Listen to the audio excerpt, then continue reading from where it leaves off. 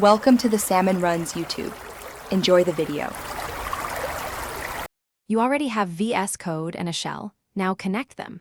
First, open the project folder so Vscode scopes settings to that workspace. Once done, open the command palette and choose Terminal. Create new integrated terminal to spawn the default shell. Make sure the shell you want appears. If not, adjust the default profile in settings. This starts the terminal inside your editor so commands run in the project root immediately. You should select the exact shell profile for consistent behavior.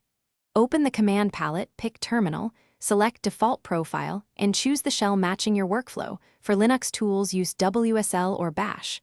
Once selected, create a new terminal to verify environment variables, path, and runtime versions.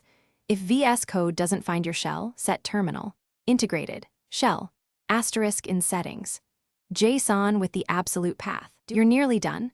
Validate by running a common command like git status or node v to confirm the terminal sees your tools. If it opens in the wrong folder, use the workspace setting Terminal, Integrated, CWD, or right-click a folder and select Open in Integrated Terminal.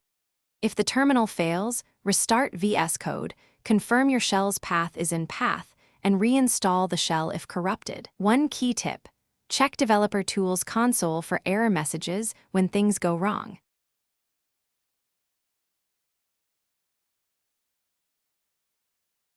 Thanks for watching. Consider subscribing if we helped you.